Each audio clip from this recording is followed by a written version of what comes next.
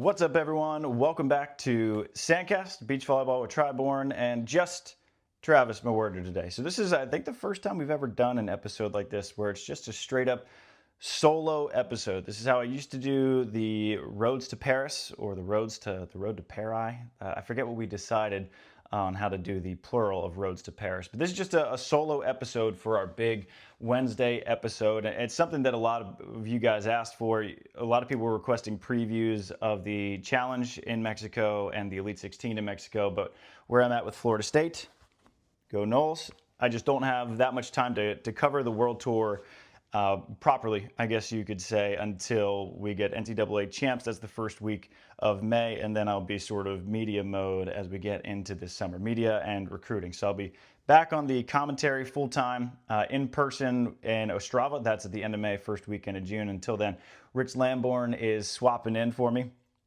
But I just wanted to give sort of a lay of the land of the entire 2025 beach volleyball season, because there is a ton of changes. We got a ton of changes on the AVP with the league, the schedule, TV contracts. We're going to get into that. We got a ton of changes with Volleyball World. You got expanding fields, more prize money, change in formats. It's a little bit confusing. We're going to get to all of that. I'm actually recording this episode during the semifinals medal rounds of the Quintana Roo Elite 16. So Kame Schock and James Shaw back from the dead. We'll get to that. They are competing for bronze here in a couple hours. Kelly Chang and Molly Shaw. They are playing Taryn Brasher and Kristen Nuss for bronze, actually, as we speak. So we'll see how that turns out. And then Therese Can and Megan Kraft back from the dead. We'll get to that, don't you worry. They are playing for gold in their 5th straight Beach Pro Tour Elite 16 or Beach Pro Tour Finals medal. Huge shout out to them for that run, even if it did require a little bit of help from a format that is wild. And yes, we are going to get to that. So look at this as just a comprehensive preview of everything, all the questions that I've gotten either in comments on YouTube, Instagram, emails, whatever it may be, from stuff you guys are wondering, and we're just going to lay it out in a full podcast episode. So because it's the most relevant right now, where we're going to start is with the Beach Pro Tour. And there have been a lot of changes, most of them good. So it was a tremendous offseason, I thought, from the Beach Pro Tour and Volleyball World in general, because a couple months ago, as the winter was rolling along, they say, hey, we're expanding the field to the Challenge. We're going from 24 teams to 32. Great job. We're expanding the field to the Elite 16. We're going from 16 to 24. Great job. We just need to change the name of the Elite 16s to something that's, not a number-wise, because it's not 16 teams anymore, so we can just call them elites from here on out. At least that's what I'm going to try and do, unless I'm on the mic and I got to call them by their proper name, the Elite 16s. With that came $100,000 in prize money added to each challenge and each Elite 16. Great job, right? So we got more events, more teams, more prize money. You love to see it. So now if you win a challenge, you win double what you would have won in 2024. You go from splitting 10 with your partner to splitting 20. That's no small thing. And then the trickle down from there, everything up by a huge percentage. Is it more work to win? Sure, it's a little bit more work, but you're getting double the prize money if you win. So Andre Perisic and David Schweider, congrats. It's great to see them playing phenomenal beach volleyball again as well. Now in Elite 16s, $100,000 of prize money also tacked on to the top, and you have a weird 24-team format. So why do I say weird? So 24 is the most difficult number with which to run a tournament. And we saw that last year with challenges. So there were forfeits after forfeits after forfeits, because in a modified pool play format, if you win your first, you could do whatever you want with your second, because winning doesn't actually advance you in the tournament. And the most common argument is, well, wouldn't you still want to win? Because if you win your pool, you'll likely draw a 3 seed that came out of pool. But the World Tour is way too deep, right? You see guys like Evandro and Arthur, they lost their first round in Recife, and everyone was just forfeiting to get out of their way, as they should have, because they went on. Evandro went God mode, 37 aces, they win the tournament. And we see that all the time. And so teams just didn't bother. They said, you know what, I'm not going to play in the 90-degree Recife heat. I'm just going to take off, kick my legs up, and I will just accept my 2 seed, to a point that teams were actually racing to get to the forfeits first. And that was a huge problem. And I'm glad that Volleyball World did something about that by increasing the field to 32. 32 is an awesome number. Now in a modified pool play format, if you win your pool, you get a bye straight into the round of 16. The 2s and 3s will then play in that first round.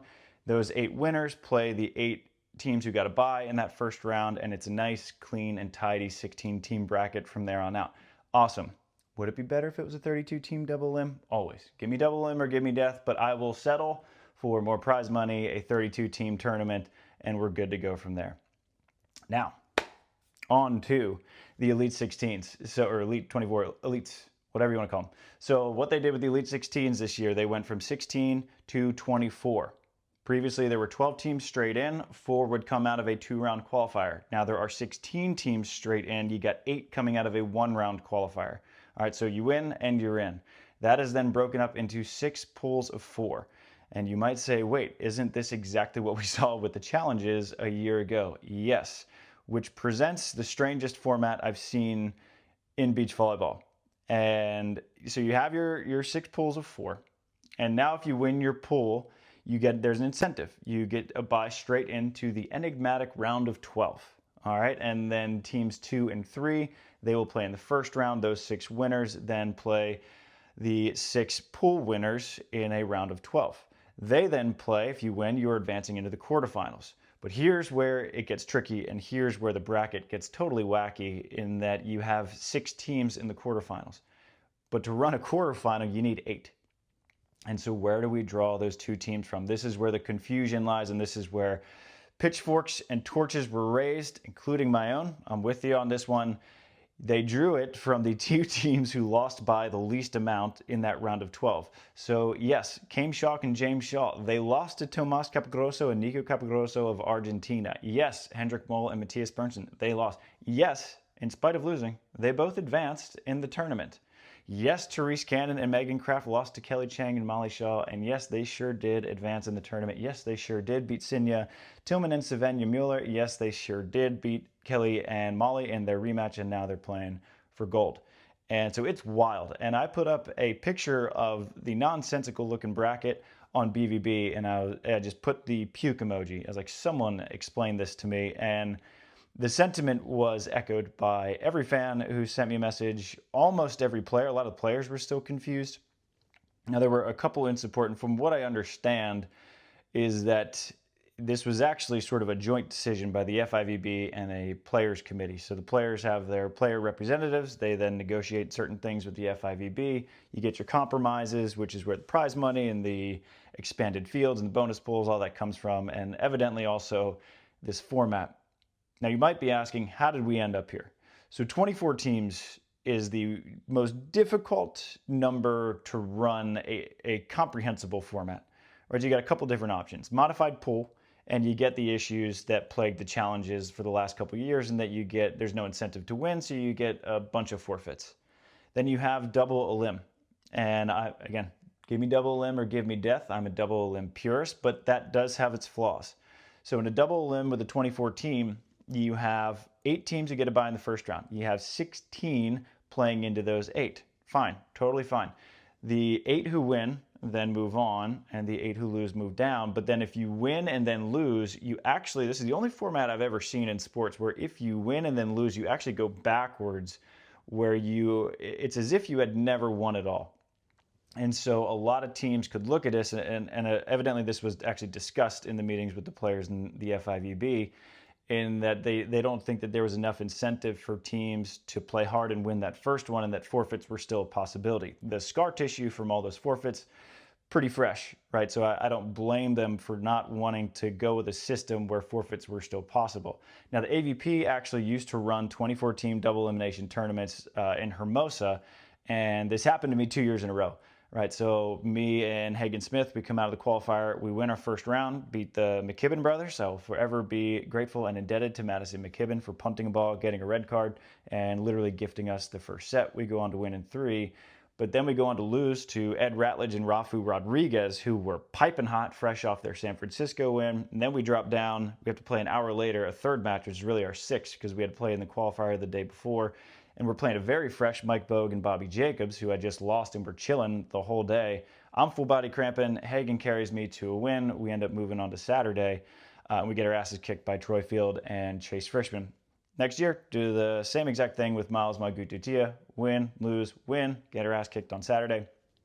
But the AVP, what they did was they differentiated the finishes. So if you won, lost, you finished higher than if you had lost, even though you technically lost in the same round. And so from what I understand in the discussions, the FIVB didn't think that there was enough incentive with prize money and points, which the AVP, they added prize money and points if you won, lost. And if you had just lost. They didn't think that it was enough and that there would still be some forfeits. And so that's why double elim was also off the table. There was also the discussion that double elim is more matches, which is just a terrible excuse, because if you run a 24-team double elim and a 24-team modified pool play, the way they're doing it with elites, there are exactly 6 more total matches, and that's not a big enough number for that to be a valid excuse. So I think it just came down to that wacky thing where if you win and then you lose, you actually go backwards. To me, that's where it was decided, because they're avoiding forfeits, and I totally understand that.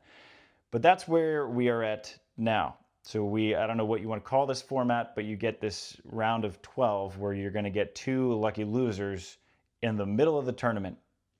And it's crazy, and I don't like it, and I don't think you guys like it, but it's the biggest loss, I think, of a tremendous offseason for Volleyball World, and then they just couldn't get out of their own way with this format, because it's hard for players to understand, it's hard for fans to understand, and the whole goal is to make it a simple format for people to follow. And just the sheer amount of questions I had of what didn't Teresa and Meg just lose? And I thought Cam and James just saw, and now Teresa and Meg, they're in the finals. How did that happen? It's fair questions. And so that's the explainer of how it works. So basically, if you're in that round of 12 and you don't lose bad enough, and it's just straight up points. So if you lose by, say, 21-19, 21-19 and 2, versus losing by 5 total points in 3, losing in 2 is actually better. And you can argue that until you're red in the face. I think if you win a set, you should be ahead of a team that got swept, but I don't make the rules, for better or worse. And so that's where we're at. And it is just my dream one day that we're going to have 32-team double elims, just challenge format, 32-team double elim, elite, whatever you want to call it, Grand Slam, 32-team double elim, and it's easy to follow. You get rewarded when you win, you get punished when you lose, you get 2 losses. If you lose twice, you're out of the tournament, and it's fair and it's equitable. But that's where we're at. So I just wanted to explain that change in format. So many people were wondering, and it's going to be chaos through the rest of the year. So 2 steps forward, 1 step back there for Volleyball World. They get still, because of the and I do want to make this note, I would rather have a 24-team format that is wildly confusing than just a 16-team format, because I would so much rather have those 8 extra teams get the shot. I would rather have the additional prize money. I think when you look at it as a whole, it was good. The format needs some work, and I think we can just agree on that, and we can move on. Now, another big win for Volleyball World that I wanted to make a note of is VBTV. The picture is crisp and clear as hell, and it is awesome. And so they upgraded their video quality, looks way better, way cleaner, way smoother, really fun. Good move by VBTV, another big one. Now for a couple explanations. So World Champs is the biggest event on the 2025 schedule. Those will be in Adelaide, Australia, mate. I am excited to go back to Australia. That is a 10-day event. It is 48 teams. The top 4 teams from each country will earn a berth. Well, you have to hit a certain threshold for points, but suffice it to say, the top 4 American women's teams will get in on points alone. The American men will likely need a Norseca route. If I had to guess, if I were a betting man, a 1x betting man, I'd be betting on that the men will need to win. There will be a Norseca qualifier where you basically, if you make the finals, you get a shot into World Champs. And you'll see a lot of teams actually trying to box out the other American teams from getting that bid. So that'll be, I don't know when that qualifier will be. It'll be sometime later this summer or early in the fall. But the way the World Champs qualifying works is it is your top 6 finishes from 2025 through the end of September, which I believe it is after the final Brazil Elite 16 in September. That'll be the cutoff. Use your top 6 finishes, and there will be various continental bids that'll get a little bit tricky. But so look for teams to really make a push early in this World Tour season, and things will get really interesting when it comes down to Montreal, Hamburg, Brazil, and Brazil in August and September. So that's the biggest thing on the Beach Pro Tour calendar is the World Champs. Huge event, massive. I think if you win a World Championship, it's actually more impressive than winning the Olympic Games because you got double the teams and the country quota is expanded from 2 to 4. So that's big.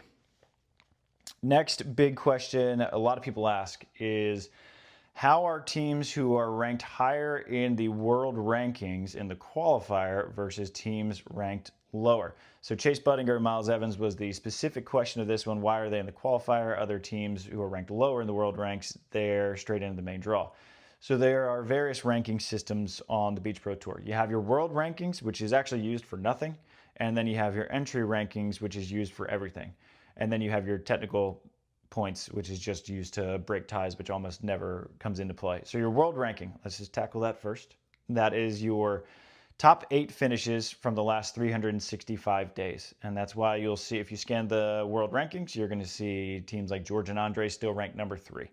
All right, and Andre actually put a funny story up there that actually moved up in the world rankings because someone above them dropped a finish. So that's from your top 8 finishes from the last 365. Your entry rankings, so that's what's actually used to seed you in the tournaments, to put you in the main draw or the qualifier, and where you stand in those respective quadrants of the tournament.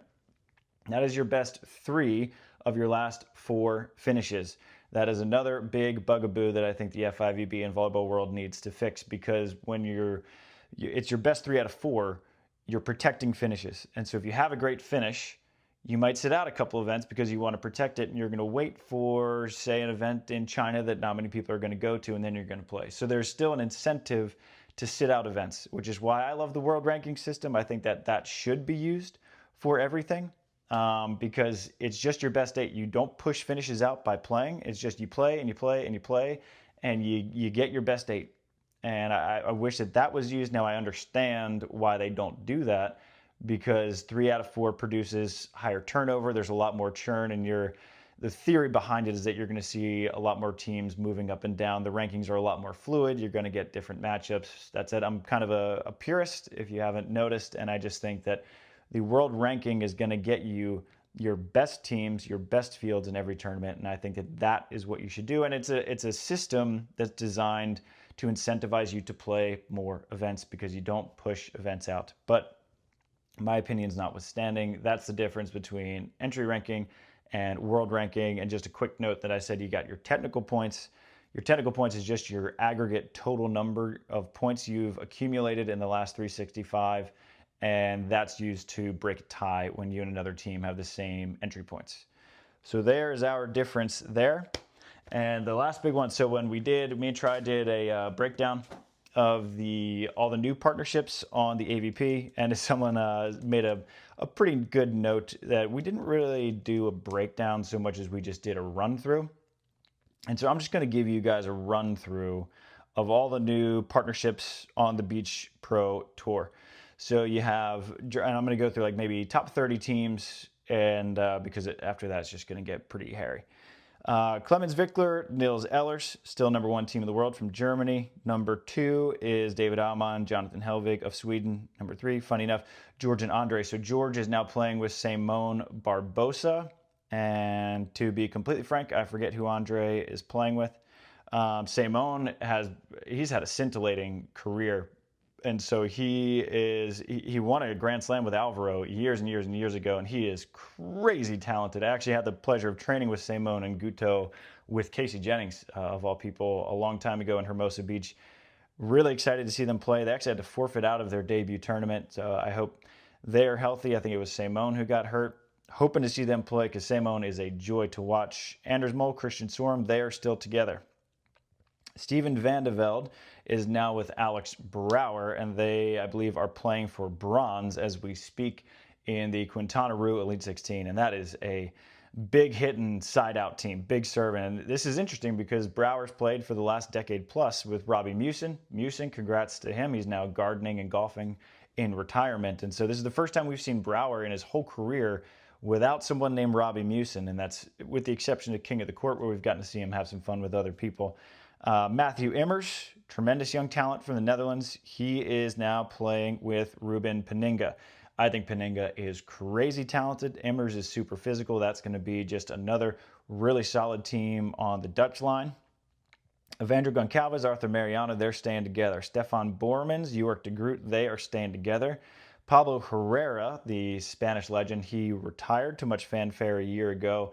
Adrian Gavira, he hasn't played yet, but he has signed up a number of events with Javier Huerta, one of the two Huerta brothers. And so I think that there's going to be some growing pains there with Javi because he used to play with his brother Oscar, who is a super talented player, great jump server, but he's not Pablo Herrera, one of the best players of all time. So Gavira playing with Javi. Number 9, the Capagrosso brothers, Nico and Tomas, staying together. From Chile, the Grimalds, they're just going to play together forever and ever. Marco Grimald, Esteban, they're staying together.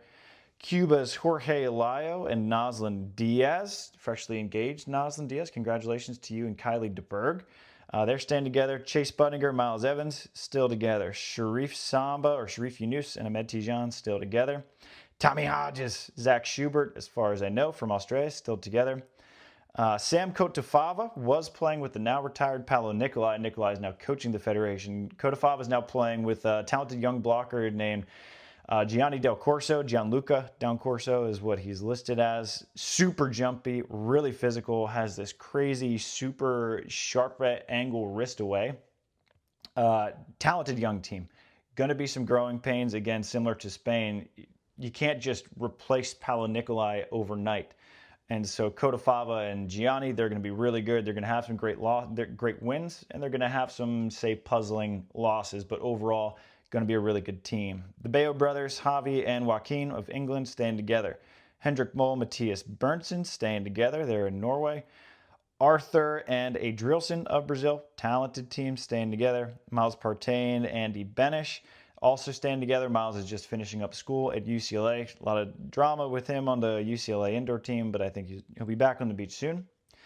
Bartosz Wosiak, Michał Brill, staying together. From Poland, Mark Nikolaidis, Ozakarka from Australia. Excited to see them in Adelaide. They are together. Lucas Fechner and Sven Winter of Germany, still together. Very good team, by the way. If you haven't watched them yet, please do.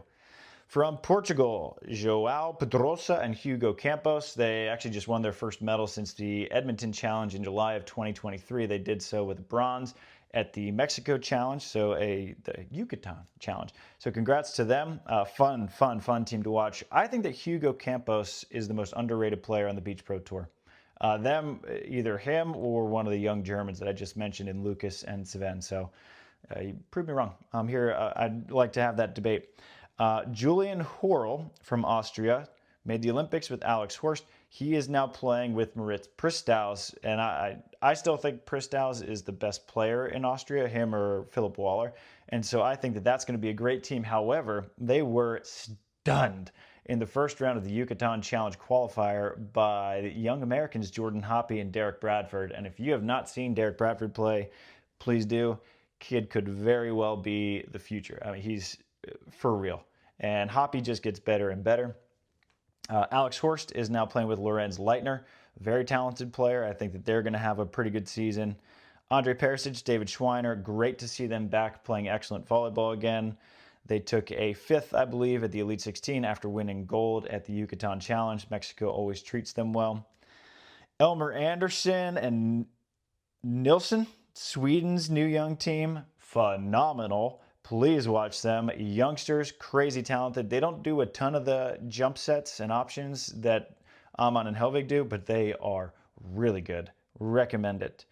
Trevor Crabb now playing with Cody Caldwell. They had to forfeit out of not forfeit out, but they should have just forfeited out instead of dragging out a 21-7 second set loss to Yves Hausner and Julian Friedli in the Yucatan qualifier. Theo Brunner done with international play. Let's see. Remy Bassero no longer playing with Julian Laniel. He is with Calvin Aye. His game reminds me a lot of Miles Evans, actually, and so it's super smooth, makes crazy athletic plays, real jumpy. They're going to be a very good team. Highly recommend that you give them a watch. Just scrolling down, Arnaud Gauthier of France. He is with Theo Rotar, who I think is going to become a force on the Beach Pro Tour here in no time. That's going to be a crazy good team. And after that, we're just getting into everyone's talent. You could go 100 courts down. But that's where we're at. There's our top 30 on the beach for the men. Let's go through the women. First, I'm going to have a little coffee. All right, I'm fired up. Svenja Mueller, Sinja Tillman still ranked number 1 in the world, staying together. Rebecca Cavalcanti now playing with Carol Salgado, currently playing for a gold medal against Therese Cannon and Megan Kraft. Agatha retired. Beijus Patabanes on a thrilling career. Katja Stam and Reisa Schoen of the Netherlands, they are still together. Reisa played with Emmy Van Driel in Mexico because Katja had a little tweak in her hamstring. Fun to see the Van Driels, or at least one of them, back playing volleyball. Her and her sister, Maxime, are so good, and I'm so bummed that they didn't play more, but good to see that Emmy's still working in the system. Anouk Verger-Depré is now playing with her sister, Zoe Verger-Depré. Esme Bobner retired. Congratulations to her. Have not seen Joanna yet on the Beach Pro Tour. Barbara, I haven't seen. Tina Gradina, Anastasia Samoilova, they're staying together from Latvia. The next one's a really interesting one. So Marta Menegatti kind of quietly retired, just sort of faded out after a phenomenal career, best player in Italian beach volleyball history, which left Valentina Gottardi. To me, Valentina is the most exciting player in all of beach volleyball. The moves she makes at the net, the things she can do offensively, the rundowns she can make, I don't think anybody else in the world can do it. I think she's sort of the second coming of Brandy Wilkerson. At the moment, she's playing with Claudia Scampoli, and they won the first challenge in Yucatan. And I part of me thinks that Valentina and Claudia got together to get Claudia some points. Meanwhile, Rekka Orsi-Toth went back to Bianchi. And I still think that Rekka with Valentina, which is how they finished 2024, I still think that's the best team Italy can put together. But right now it's Valentina and Claudia and Rekka and Bianchi. We're going to see if that sticks. Both of them have had a lot of success. I mean, you can't argue they won their first tournament together, Valentina and Claudia. I just think that Rekka is the best defender Italy's got. So I'm interested to see what Italy ends up doing. Tanya Huberly now playing with the youngster, 19-year-old Leona Kernan, and she is phenomenal. They won a silver medal in their opener, and then they had a great finish at the next Elite 16, had a lot of big wins. Fun to watch. And Nina Brunner, congratulations again. I mentioned a couple times, pregnant, expecting a baby boy, so she'll be out for the foreseeable future. But Tanya picked up right where they left off, making a final with a 19-year-old kid. So good luck to them. They're really fun to watch, Tanya and Leona. The Klinger sisters of Austria, Dori and Rania, they are still together. Tanya Moreno and Daniela Alvarez of Spain, they are still together, still at TCU. God bless us over here at Florida State. From Lithuania, Aina Rapalaita and Monika Polikin still together. Luisa Lippmann is playing with, the young woman's name is Brock. And I did not actually get the chance. Linda Bach. I didn't get the chance to watch them play.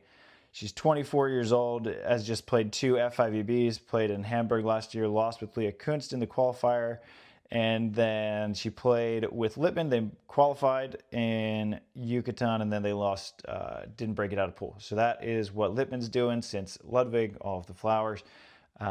She's retired. Sophie Bukovic and Heather Bansley, I don't know if they're still playing, to be totally honest with you. Carla Borger, Sandra Ittlinger. Haven't seen Sandra play yet. I know that Sandra is working with the Athletes Commission. Always love watching Sandra, but her previous partner, Kim Vandeveld, retired, and so I haven't seen Sandra yet.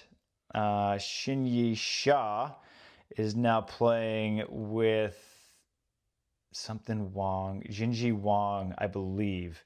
That's a really good team because I think Shinyi Shah is one of the best defenders in the world. That's going to be a decent team there from China. Kim Hildreth and Tegan Van Gunst staying together on the Beach Pro Tour. Took a 4th place finish at the Yucatan Challenge, and then they came out and qualified for the Elite 16 and were a huge pain in the ass for Kelly Chang and Molly Shaw. Really crazy win ball match. They went to 3. Kristen Nuss, soon to be Kristen Cruz. Congrats to you on your engagement. And Taryn Brasher. Higeli Almeida dos Santos and Vitória de Souza, they are staying together. Let's see. Therese Can and Megan Kraft staying together. Nina Atianen and Teru Lati staying together. Tamela Corradelli, Victoria Lopez staying together. Lezana Placette and what's her first name? And Richard from France, Alexia Richard, they are staying together. Haley Harward is now playing with Molly Phillips. Kylie DeBerg is now playing with Tony Rodriguez. And I think that Tony and Kylie have to be the most pleasant surprises for USA Volleyball. I think that there was a lot of questions how that would work out. You got two blockers, and it's not like Tony is going to win a 40-yard dash race against many people, and yet they played awesome at the Yucatan Challenge, and I'm actually pretty excited for what they can do together. Now, Haley and Kylie are staying together for the league. Tony and Gina are staying together for the league, and then they're doing their own thing on the World Tour. Let's see, Sarah Pav and Molly McBain, haven't heard from them. Brooke Bauer, Maddie Anderson. Now we're getting, it's crazy. And Patricia and Duda, this just goes to show you how wacky rankings are. They're number 33 in the world, which is nuts. I'm going to go a little bit deeper on the women's side because we haven't gotten to a few. Maria Sarah Stoklova is playing with Marketa Slazikova, who is currently at FAU, and that's a really fun team to watch. Super scrappy team. I think that's going to be a team that can upset quite a few. Mel and Brandy, they are staying together. Kelly Chang is now playing with Molly Shaw. So Sarah Hughes recovering from an Achilles injury. I'm not a doctor. I'm not going to put a timetable on that one. I just know that if Sarah were to come back in, say, July or August, which would seem early from an Achilles injury to me, she'd have a lot of work to do to get into the World Champs unless she is looking for a wild card, which the World Tour gave one to Alex Kleinman coming off the pregnancy at the last World Champs in Tlaxcala. So I wouldn't rule that out, especially since Sarah is one half of the defending World Championship team. And so if Sarah comes back and Kelly and Molly, she's like, hey, Kelly, what are you doing? If they get together, I would think that they would almost be guaranteed a wild card, even though they wouldn't be able to get in on points. So that's a situation that I would just monitor if I were y'all. And that's pretty much as far as we're going to go. We're now down to number 50 in the world. The only other one I want to mention is Julia Scholes and Lexi Dannenberg. Really fun team. They have struggled surprisingly in their first two events. So I'm interested to see if they can get that back together.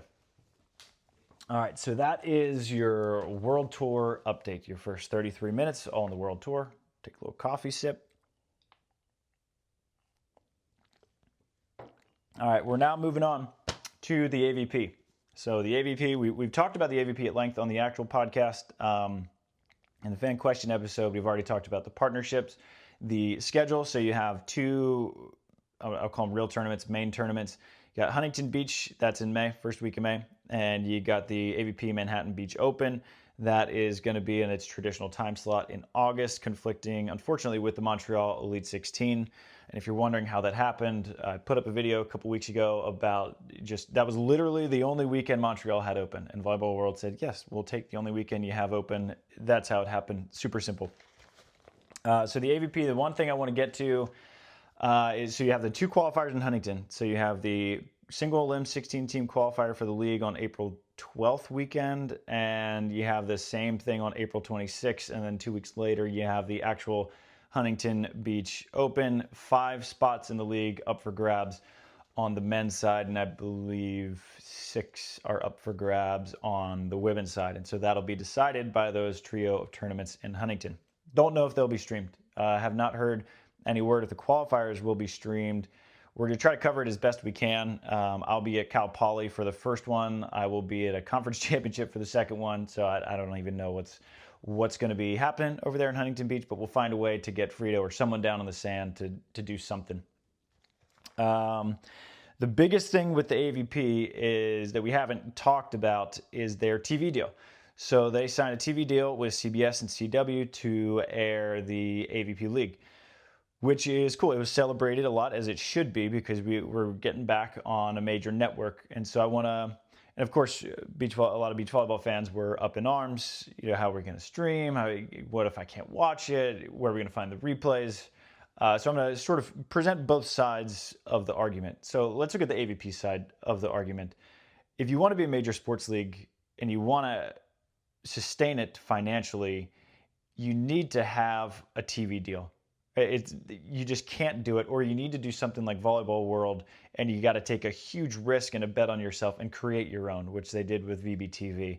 But the AVP, they haven't had that, right? So they had Amazon Prime, and if anybody's looking for the numbers on that, so Amazon Prime paid the AVP $700,000 for their streaming, which the AVP probably either broke even or lost money on, because production costs, especially the it was world-class production that they did with Amazon Prime, those are expensive. All right, so it cost us a little bit more than $20,000 to put on the Hermosa Open, and that was pretty minimal TV production. All right, you want to do it right, it's going to cost you probably closer to $50,000 to $100,000 per event, depending on how you do it. Of course, everyone's a little bit different. And you need your TV deal, because that's where the NFL gets their money, it's the PGA Tour, every major sporting league. If you don't have a TV deal, you don't have anything. All right, and so the AVP is taking a chance on themselves by what I would guess is a time buy for CBS. So the major sports leagues, right, they have established a big enough footprint where TV networks come to them and they bid for their product. Well, the AVP has not traditionally been the strongest viewership sport. And so I'll just zig here a little bit. So Paul Rabel founded the Premier Lacrosse League. So he sort of jetted off the Major League Lacrosse, and he founded the PLL. And he knew that you needed a TV deal. And he knew that without any proof of product, without any proof of concept, he was going to have to take a bet. And so he went to NBC. It was their last thing, and they got a deal. So NBC said, here's your time slot. You got to pay all the production costs. You got to pay the talent. You got to pay everything. So costs PLL a lot of money, no small deal of money to get on with NBC. However, they proved their product enough to the point that NBC, I believe, awarded them an $8 million contract, or ESPN did, but they ended up making money on it. And you need that, right? And with sports leagues in general, you have four major revenue streams. You have your TV deal, you have your ad and sponsorship revenue, merchandise sales, and then number 4 is ticket sales. Now, as Rabel explains, I've read a lot on Rabel and watched a lot on the founding of the PLL. It says that the most important one, even though it's the bottom of the barrel, is actually ticket sales. And by ticket sales, it could just be tickets and attendance in general, because if you have no ticket sales and no one attending, the events are going to look like shit. You're not going to get any advertising and sponsorships. No one's there to buy your merch. No one wants to buy it. And the TV looks so bad that they're not going to get the money. And so first things first, you got to fill the stands, and you got to have a good looking product, and you got to have it on TV. And then the sponsors and advertisers, they're going to follow and say, look at all these eyeballs. This looks great. Then all of your content that comes with it also looks great. And so that's why I think when the Beach Pro Tour goes to Doha, for example, and you got 6 fans in the stands, that's a brutal look, right? And so you need to have those ticket sales. That's going to help you get your TV deal. It's going to help you get your TV and sponsorships, and then merch is all going to follow. And I believe the AVP's they've released a merch line for the league, or at least a limited release. So we had someone from the AVP send us a press release and said, hey, can you cover this about the TV deal that they have with CBS and CW? And I said, yeah, what are the financials behind it? And they said that's confidential. And so everything I'm doing here is kind of based on a guess. And that what I'm guessing is that the AVP either bought the time slot, right, which you can do, and then you make that back up by selling advertising, and then hopefully you break even. So you say, hey, we're on CBS, we're expecting X amount of viewers, here's what it costs for a 30-second ad, here's what it costs for a minute, so on and so forth. And so I'm guessing it's a time buy. So everyone always wonders, well, cornhole's on ESPN and drone racing is on ESPN. You and your buddies could get on ESPN if you wanted to buy the time slot, and then you want to make it back up with advertising revenue. And then I think that this is a bet that the AVP had to take, because similar to Paul Rabel and the PLL, you have to get on a major network, and you have to hope that that's going to increase, that's going to get you bigger sponsors, it's going to get you advertising money, and eventually you're going to get enough eyeballs where CBS or whoever awards you a contract where they pay you instead of you paying them and you making it up on the back end. And so TV deals are complicated. And I think that people underestimate how tricky it is. And they'll say, well, why can't we just watch on YouTube? Because you're going to lose your ass on YouTube every single time, right? Production costs are super expensive. And yeah, it's great for fans because everyone around the world can watch, but you're going to lose money. And the first thing you need to do as a business is you need to make money. And the AVP is just that. It's a business. And so that's sort of my take on the AVP's TV deal. Are there pros to it? Yeah. I mean, this is how you can get the big contract, right? You have to prove yourself. And so this is sort of a proving year or two with the AVP. And can you get the eyeballs to get a TV contract? Can you get the eyeballs and the sponsorship money to at least negate the cost of what I'm assuming is the time buy, or at least the production expenses of putting on what I'm hoping is a premier product for the league? So big year for the AVP. We've kind of covered everything else on the AVP. If you have any specific questions, let me know. Happy to answer them either in the comments or on the podcast, whatever it may be. The last thing I want to get to before I drink another sip of coffee is USA Volleyball. So evidently Santa Monica is falling through to host the Olympics. I'm not as worried about it. Like, people are losing their minds. Not too worried about it. I think they'll find a home for it somewhere in the next 4 years. I just hope it's on a beach. It would just be a shame if we have an Olympics in Los Angeles and we're in some stupid tennis center, which I hate because I think it's beach volleyball. Put on a beach. Huntington, I think, is out because they're hosting surfing, and host that many events is pretty difficult logistically. I think they'll find somewhere. The biggest thing I want to get to, though, and a huge shout out to USA for this, is that they're changing how they do the stipend system for the players. So previously, you had a tiered system. You had your A1, A2, A3, and you have your top 12 athletes would get paid on a scale. So I think it was $2,500 at the top, and then it went all the way down to $500 a month. And your top athletes get health insurance. Your bottom just get a little $500 a month stipend. Now, what that created was a little bit of, it was competitive, right? Because you wanted to be in that top 12, but it created a lot of animosity between Americans because the better you did, the more money you took from me. Now they're doing away, from what I understand, there's no cap on the amount of teams. So you have to hit a certain, what's called your ELO rating. If you have any chess players in the house, you'll know what that means. So they're doing away with, USA is now going to be, beginning in June, I believe, or July, sometime this summer, they're switching their point system, going off of entry points to a holistic ELO rating. And once you hit a certain threshold of your ELO rating, then you can get on the stipend. You can work your way up all the way up to $10,000 a month, which that's no small thing for beach volleyball players. So the ELO rating works if I'm an 800 rated player and you're a 1200 rated player and I beat you, I'm going to go up quite a bit. And you're going to go down because there's a gap in between our rankings. If you're a 1200 and I'm an 800 and you win, I'm only going to go down a little and you're only going to go up a little because that's what should have happened. So it's based on who you beat and who you lose to, and not on where you finished, because not all tournaments are created equal. So I'm actually a huge fan of anything with ELO ratings. I think it's a lot more objective. I think that there's a lot more, I don't want to say science. I just think it's a better system. Once you have enough data, I think it's just a better system to do it. And there's not going to be as much animosity. Americans can actually now root for other Americans. Not that I'm saying that's going to happen, but it'll make it a little bit easier anyway, because you're not competing for each other's money. And I don't know where the money came from, and I don't have all the details behind it, but I think it's a great thing that USA is doing. But that is all I have on the card. You can take a look at what I had on the card. That's all the notes I had. If you guys have any questions, I just wanted to give you sort of a run through of what to expect this season, kind of my thoughts on the format changes in the Volleyball World Beach Pro Tour, my thoughts on the AVP's TV deal, which I think that they had to do. There's trade-offs to everything, right? That's one of my favorite quotes from Thomas Sowell. There's no solutions, only trade-offs, but I think that the AVP was a chance they had to take. They couldn't keep just streaming on the Bally's. It's awful, and they couldn't keep just taking chances on YouTube because there's no way they were making that money back. So there's everything. 2025 season. Looking forward to hanging out with you guys. Let's go Noles. Conference championships end of April. NCAA championships beginning of May. Then I'll be back on the World Tour, Beach Pro Tour, commentating full time. So let me know if you have any questions. Happy to help.